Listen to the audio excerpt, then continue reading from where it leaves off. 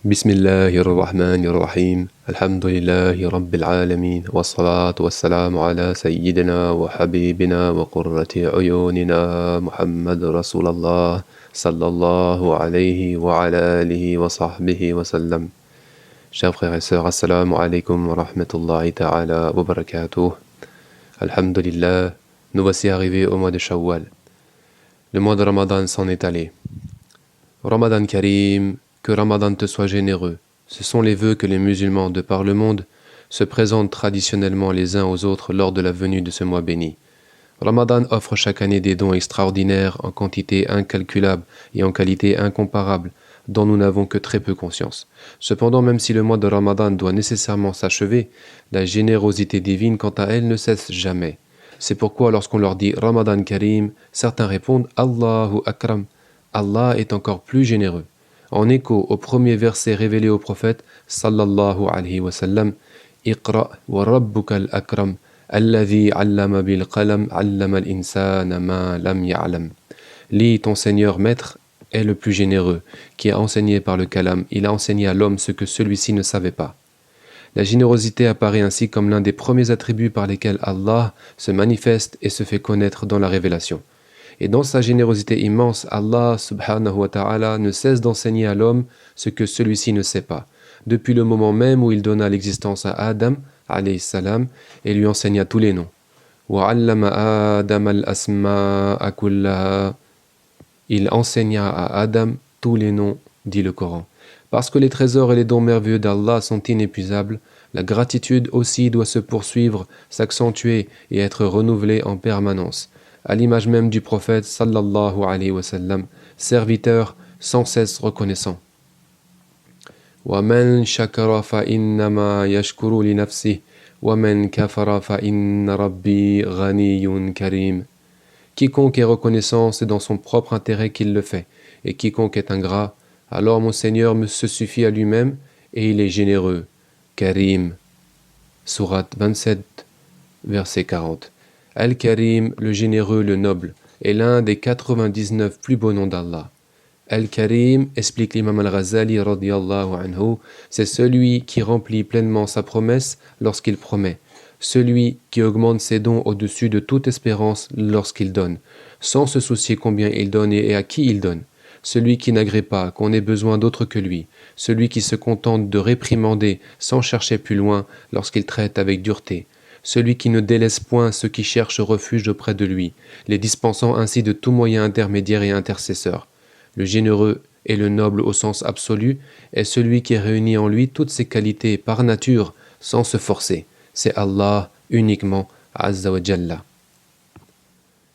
Les savants rappellent que la noblesse et la générosité d'Allah sont infinies et éternelles.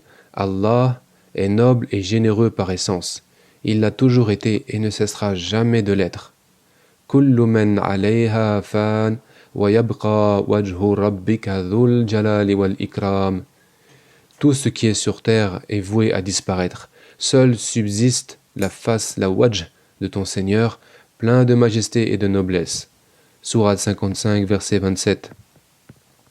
La noblesse et la générosité sont chez lui des qualités sublimes, des attributs essentiels, qui imprègnent toutes ses œuvres.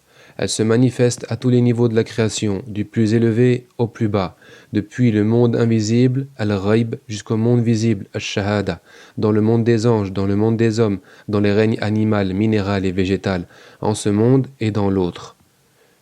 Voici comment le Coran décrit quelques-unes des multiples facettes de la noblesse et de la générosité divine qui se déploient à travers les degrés de l'existence.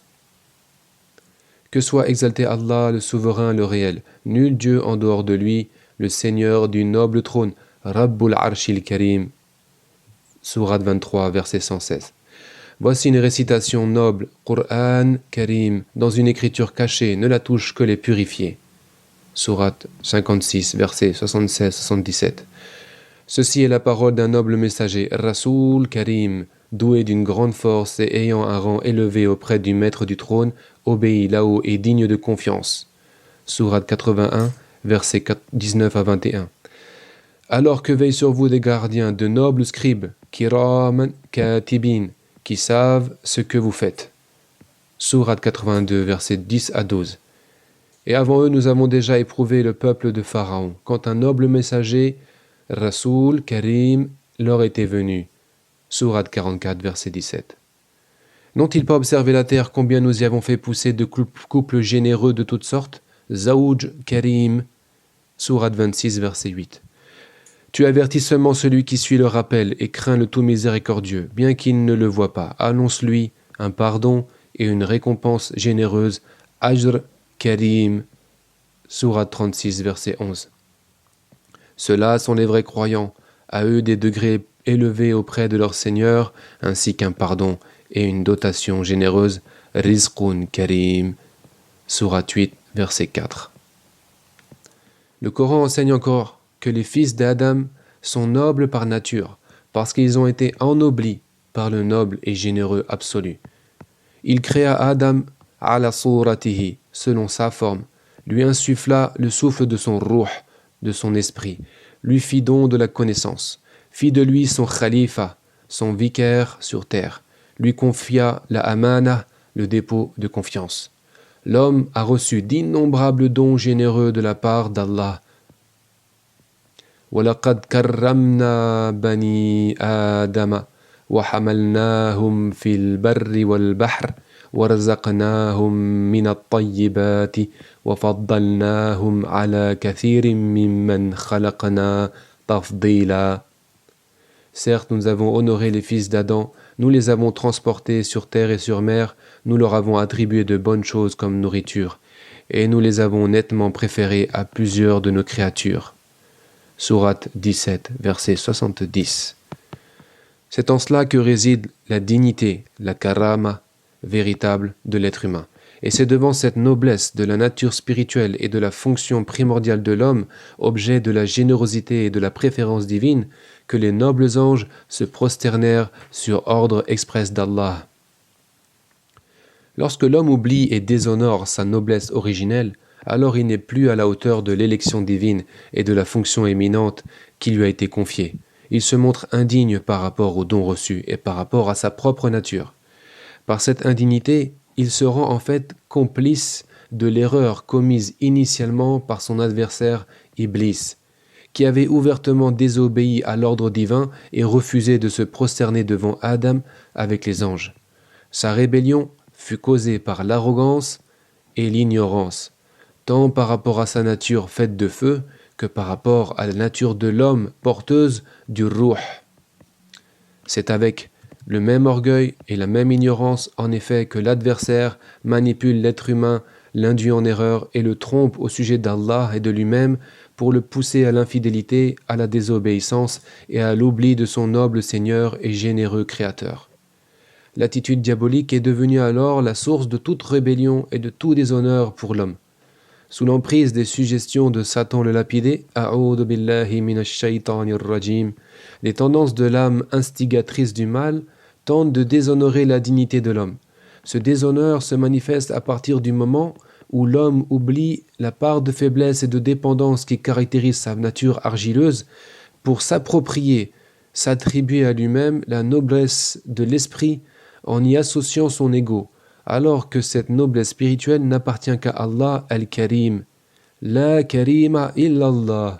En réalité, nul noble, nul généreux en dehors d'Allah, le noble et généreux par excellence. Alors que l'être humain n'est et ne peut rien en lui-même ni par lui-même, l'âme vaniteuse, oublieuse et ignorante se prétend autonome, autosuffisante. Elle pense et agit comme si elle était son propre maître, comme si c'était elle le généreux et le noble par excellence. Elle s'expose ainsi à la menace d'un terrible châtiment. Zuq innaka antal azizul karim. Goûte, toi qui prétendais être le puissant, le noble. Sourate 44, versets 48-49. Et c'est ce qui sera dit aux grands pécheurs dans l'au-delà. En bref, l'homme se déshonore chaque fois que les attributs de son humanité suivent les tendances animales et diaboliques et se laisse séduire par les attraits d'ici-bas. L'attachement aux appétits du ventre et du sexe, l'amour de ce monde, l'ingratitude vis-à-vis des dons du Seigneur, les passions basses, le matérialisme grossier, les caractères vulgaires, l'orgueil, l'envie, la rancœur, la colère, l'anxiété, le manque de réflexion, l'arrogance, l'amour du rang social, le désir de diriger, d'être apprécié, la dureté, la méchanceté, la vulgarité, le respect du riche et le dédain du pauvre, la peur de la pauvreté, l'inquiétude quant à la subsistance, l'avarice, l'ostentation, le sentiment de supériorité, et d'innombrables autres vices et maladies de l'âme. D'après les savants, ces défauts demeurent en l'homme parce qu'il y est inattentif. Et il n'y est pas attentif parce qu'il est satisfait de lui-même. Ibn Ata'Allah al-Iskandari radiyallahu anhu dit « Être satisfait de toi-même, voilà la racine de toute désobéissance, de toute négligence et de toute concupiscence. » Si l'homme était insatisfait de son âme, il dénicherait ses défauts, essaierait de s'en départir pour s'en purifier. Mais Allah, subhanahu wa ta'ala, le plus noble des nobles, le plus généreux des généreux, ne laisse pas l'homme sombrer dans une telle condition vile.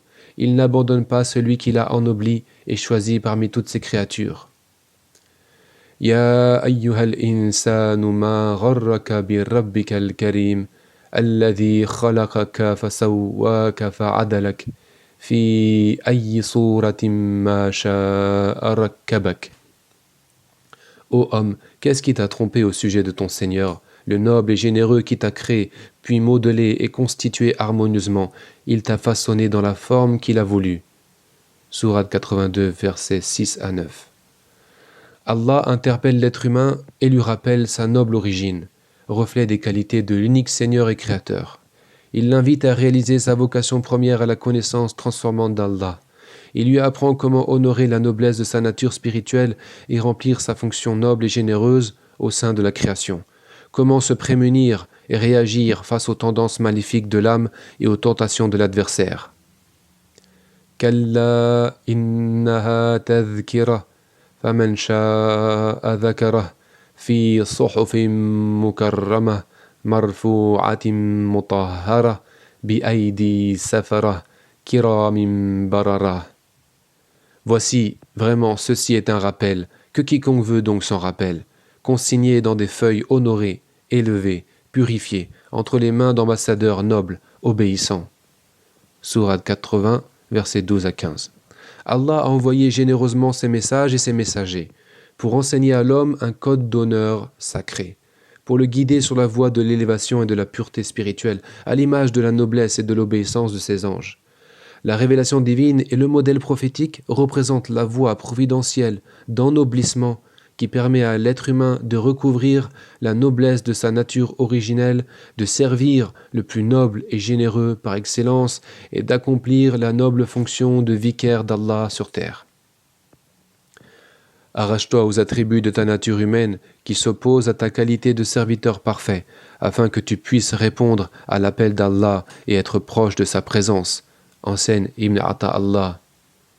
En islam, humilité, service, dignité, piété et noblesse sont des qualités essentielles et indissociables. Inna akramakum indallahi atqakum. Le plus noble d'entre vous auprès de Dieu est le plus pieux d'entre vous. Sourate 49, verset 13.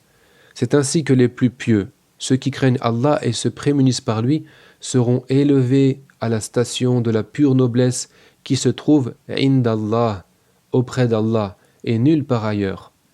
Pour le musulman, cette noblesse auprès d'Allah s'acquiert en pratiquant la piété spirituelle et en assimilant les caractères divins suivant le modèle et la méthode du sceau des prophètes et messagers Muhammad sallallahu alayhi wa sallam, lui qui disait n'avoir été envoyé que pour parfaire la noblesse des caractères, makarim al-akhlaq, parce qu'il parachève, récapitule, synthétise et totalise en lui tous les types spirituels et toutes les vertus éminentes de ses frères prophètes et messagers venus avant lui.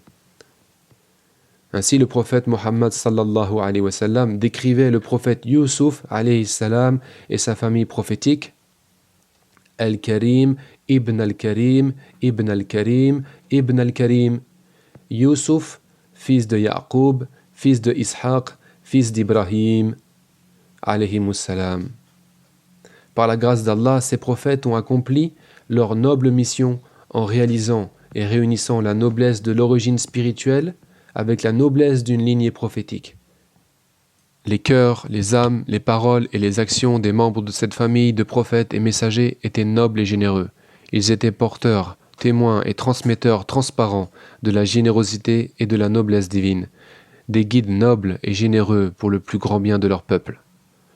Le prophète Mohammed sallallahu alayhi wa sallam était lui-même de cette noble descendance d'Ibrahim par son fils Ismaïl alayhi salam.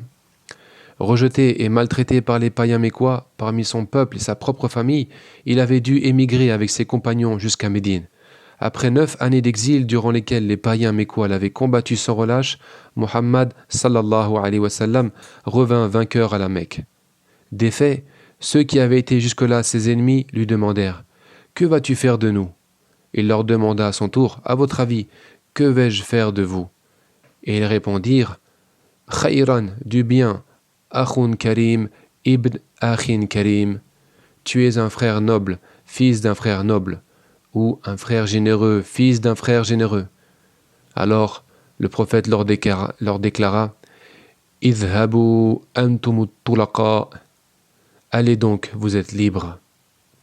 Notre prophète, sallallahu alayhi wa sallam, personnifiait au plus haut point la noblesse spirituelle et la noblesse des caractères, la générosité du cœur, effective et matérielle, parce qu'il manifestait intégralement la réalité du nom divin Al-Karim, parce que sa noblesse et sa générosité étaient celles du Qur'an Al-Karim. Il a donné lui-même une parabole pour illustrer la générosité d'âme et la noblesse spirituelle qui caractérise l'être humain lorsqu'il accomplit ce qu'Allah lui commande. La taqulu li shajari al-inabi al-karma fa inna al-karma huwa ar-rajulul muslim. Il disait, n'appelez pas la vigne, karm, car le karm, c'est l'homme musulman, c'est-à-dire pleinement soumis à Allah. Certains savants ont commenté ce hadith en disant que la vigne fut appelée karm du fait que c'est un arbre doux, dont les fruits sont bons, faciles à cueillir et rapides à consommer. En plus, contrairement au palmier, la vigne n'a ni épines, ni éléments qui blessent. Telle est l'image de la générosité, de la dignité et de la noblesse propres aux muslimoun, ceux qui s'en remettent en paix à la volonté d'Allah. Ils sont doux, leurs jagissements, actes et paroles sont bons, immédiats et efficients. Ils sont inoffensifs, bénéfiques, pacifiques et pacifiants. Ceux-là rendent grâce à Allah de sa générosité et cherchent à honorer sa noblesse. Ils reconnaissent les signes de la bonté et de la beauté d'Al-Karim et en témoignent authentiquement et dignement à travers leur manière d'être, leurs paroles et leurs actes.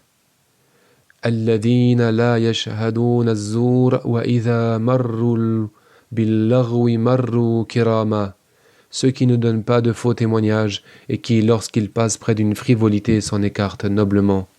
Sourate 25, verset 72. Ceux-là ne se laissent pas détourner ou distraire par les futilités et vulgarités liées à ce bas monde. Ils poursuivent leur chemin sur la voie de l'ihsan, concentrant leurs efforts, leur concentration, leur aspiration uniquement vers Allah, comme s'ils le voyaient. Lilladhina ahsanul husna wa ziyada. À ceux qui agissent de la meilleure manière est réservée la meilleure récompense et même davantage. Ils auront la joie suprême de contempler sa noble face, wajhuhul karim. فنسأل الله تعالى أن يوفقنا لما يحبه ويرضى. رب يسر وأعن يا كريم وافتح بالحق إنك أنت الفتاح العليم. سبحان ربك رب العزة عما يصفون وسلام على المرسلين والحمد لله رب العالمين. والسلام عليكم ورحمة الله وبركاته.